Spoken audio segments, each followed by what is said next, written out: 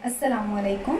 मैं हूँ Fariha Nayab, Institute of Southern Punjab psychology department से। आज मैं और मेरे साथी आपको आरईबीटी के बारे में बताएंगे। आज हम जिस चीज़ को डिस्कस करेंगे वो है आरईबीटी। आरईबीटी एक रैशनल इमोटिव थेरेपी होती है जिसको एल्बर्ट ने 1950s में इंट्रोड्यूस करवाया था। उसका इंट्रोड्यूस करवाने का मेन मकसद यही था कि उसको खुद भी कुछ प्रॉब्लम्स का सामना था जिसकी वजह से उसने इस थेरेपी के ऊपर काम किया। हम जान लेते हैं कि उसको किस किस्म के मसले थे। उसको मसला होता था कि वो औरतों से बात नहीं कर पाता था, तो उसने अपने आप को ये चैलेंज दिया कि वो एक माह में 100 औरतों से बात करेगा। जब उसने अपना ये चैलेंज कंप्लीट कर लिया और उसने उस औरतों से बात कर ली, तब उसे अंदाज़ा हुआ कि ये इंसान की अंदर की सोचें और अंदर की कैफियत होती हैं जो इंसान को एक अपना कंफर्ट लेवल से स्टेप बाहर लेने में मुश्किल पेश आती है, जिसकी वजह से। ये तो हो गए एल्बर्ट के मसाइल। अब देख लेते हैं कि आरईबीटी में होता क्या है।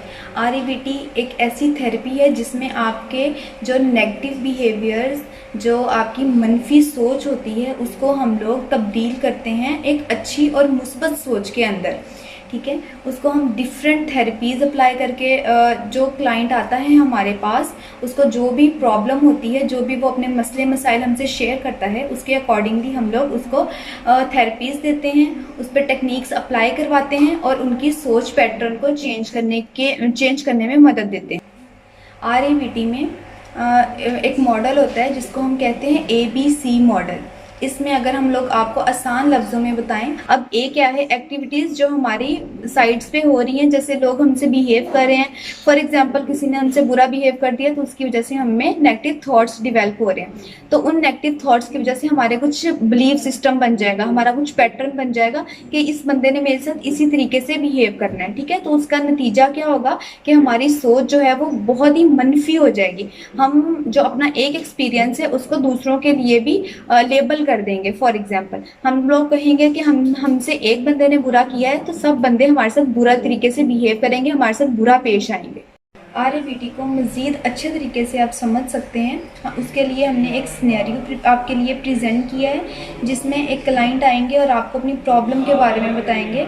तो उस प्रॉब्लम को एड्रेस करने के लिए एक साइकोलॉजिस्ट भी अवेलेबल है जो कि उनको टेक्निक्स बताएंगे जिस वजह से वो अपनी सोचों को ठीक कर सकती हैं या अपनी प्रॉब्लम को हल कर सकती हैं। Thank you. अस्सलाम वालेकुम, मेरा नाम मोहम्मद राशिद, मैं एक माहिर नफ्सियात हूँ और मैं आपकी मदद के लिए यहाँ पे मौजूद हूँ। आपका जो भी मसला है मैं उसको हल करने की कोशिश करूँगा। आप अपना मसला मुझसे शेयर कर सकती हैं और आप जो भी अपना मसला शेयर करेंगे वो आपका और मेरे दरमियान रहेगा। अब आप बताइए आप किस हवाले से यहाँ पे आई हैं।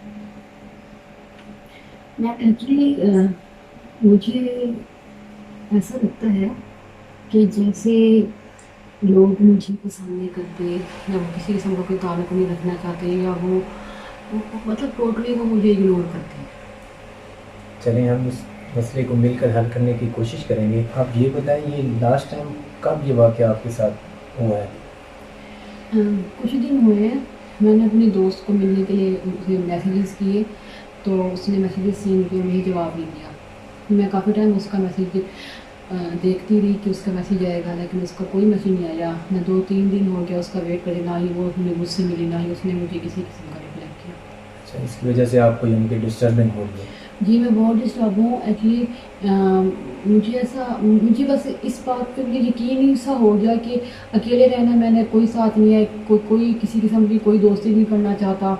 बस यहाँ पे एक लाइफ जो है ज़िंदगी वो रुक सी गई है और मुझे समटाइम मैं इतनी घबरा जाती हूँ, मुझे घबराहट होती है कि जवाब क्यों नहीं, या मैं चक्कर लगाती रहती हूँ हुसैन के इर्द गिर्द। मैं बार बार मोबाइल भी देखती हूँ लेकिन जवाब ही नहीं आया होता उसका। मैं आपका मसला समझ रहा हूँ। हम कोशिश करते हैं मिल के कि इस मसले का कोई ना कोई हल निकालें। इसके लिए जो मैं टेक्निक यहाँ पे यूज़ करना चाहता हूँ वो है REBT, rational emotive behaviour therapy हम इसे कहते हैं। इसमें होता ये है कि जो भी हमारे इस तरह के जो थाट्स बनते हैं, जिस तरह जो आपके डिस्टर्बेंस पैदा कर रहे हैं, उनको हम ख़त्म करके पॉजिटिव थाट्स ले आते हैं। ऐसी सोचें जो आपको तंग करती हैं उनको हम ठीक करने के लिए यहाँ पे REBT का इस्तेमाल करेंगे। REBT में हम इसको मुख्तलिफ़ हिस्सों में डिवाइड करते हैं। इसमें अगर आपका ताउन बहुत ज़रूरी होगा हमारे लिए। इसमें अगर देख लें, हम इनको सिंपली अगर देख लें, इनको तीन इसमें इस तरह डिवाइड करते हैं कि आपके साथ जो लास्ट टाइम वाक़या हुआ है वो क्या था जिस वजह से आप परेशान हैं। मतलब मैंने उसको मैसेज किया, उसने भी मैसेज का जवाब नहीं दिया, इग्नोर कर दिया मुझे। सही है, इसको हम अगर कह लें, इसको नंबर 1 या ए कह देते हैं, ए कैटेगरी में हम इसको ले आते हैं। अच्छा, इसकी वजह से आपका क्या बिलीफ सिस्टम बना? ऐसा लगता है कि मैं उसके लायक ही नहीं हूँ। मैं उससे मिली, लेकिन अब वो मुझे बिल्कुल इग्नोर कर रही है, कोई बात नहीं कर रही है मुझसे। चलिए, इसको हम बी कैटेगरी में कर लेते हैं, यानी कि ये आपके बिलीफ बन गए हैं कि वो आपको कोई रिस्पॉन्स नहीं दे रहे। अच्छा, इसकी वजह से आपके ज़िंदगी में क्या नताइज अखज़ हुए हैं? मुझे अब ऐसा लगता है कि मैं किसी भी बंदे के लायक नहीं हूँ, कोई भी बंदा मुझसे रिश्ता रखना ही नहीं चाहता। और हमेशा से मेरे साथ ऐसा ही हुआ है कि जिनके साथ मैं बहुत अच्छा करती हूँ, बदले में वो लोग अच्छा नहीं करते। वो बिल्कुल किसी किस्म का कोई रिलेशन नहीं रखते मुझसे।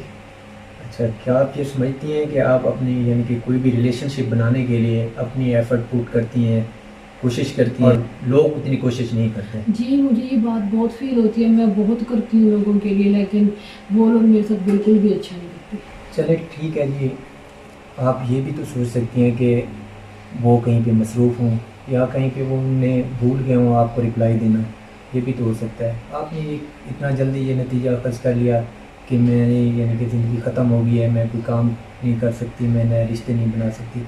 आप इस तरह भी तो सोच सकती हैं कि बाकी भी लोग हैं, आपको पॉजिटिव सोचना चाहिए। चलिए, ये भी तो हो सकता है कि वो आपको रिप्लाई करना भूल गए हों या उन्हें कोई मसरूफ़ियत की वजह से याद ना रहा हो कि वो आपको रिप्लाई करें, या खुद वो आपको इग्नोर करना चाह रहे हो। लेकिन 2-3 दिन तक मुसलसल मैं उसको मैसेज करती रही, कोई तो टाइम निकाल सकती थी ना मुझे जवाब देने के लिए। चलें, मान लेते हैं उन्होंने आपको रिप्लाई नहीं दिया या आपको वो इग्नोर कर रहे हैं या आपसे बात नहीं करना चाहते, मगर फिर भी आपके इर्द-गिर्द आपके दोस्त अहबाब होंगे, रिश्तेदार होंगे जिनके साथ आप जिनके रिश्ते रख सकते हैं, उनसे आप बात कर सकते हैं और उनके साथ एक अच्छा रिलेशनशिप आपका हो सकता है। तो मैंने आपको बातें बताई हैं, क्या कभी आपने ऐसा सोचा है? नहीं, मैंने ऐसा नहीं सोचा, क्योंकि बस लौट होती है, एक डर पैदा हो गया मेरे अंदर कि बस नहीं, अब नए रिश्ते नहीं बन सकते। कर रही वो मुझसे बात क्यों नहीं कर रही, मुझे ये चीज़ बहुत परेशान कर रही है। मैं चाहती हूँ कि मुझे जवाब दे, मुझे बताए, वजह बताए कि वो मुझे क्यों इग्नोर कर रही है इस तरह। ठीक, आप सोच रही हैं, इस पर आपकी रोज़मर्रा ज़िंदगी पे कुछ असरात होते हैं? हाँ, मैं बहुत ज़्यादा बेचैन रहती हूँ, बहुत ज़्यादा घबराती हूँ, कोई काम मैं नहीं कर सकती, किसी भी काम पे मेरी कंसंट्रेशन नहीं रहती। मुझे कुछ भी समझ नहीं आता, मैं अपने हर काम से पीछे हटती जा रही हूँ। चलें ठीक है, इस पे हम काम कर लेते हैं। आपकी जो ये रोज़मर्रा ज़िंदगी के मसाइल का सामना है, इनको हल करने की हम कोशिश करते हैं। इसके लिए मैं आपको एक छोटी सी एक्सरसाइज बताता हूँ जिसको हम कहते हैं डीप ब्रीथिंग। इसमें होता यह है कि आप एक गहरा सांस लेते हैं नाक के ज़रिए और उसको 3 से 4 सेकंड के लिए होल्ड करके रखते हैं, फिर उसको मुंह के ज़रिए आप निकाल देते हैं। ये आप जब भी आपको घबराहट फील हो, आपने ये तरीक़ाकार अपनाना है। इससे आपकी जो घबराहट और जो आपकी परेशानियां हैं उसको ख़त्म करने में आपको आसानी होगी।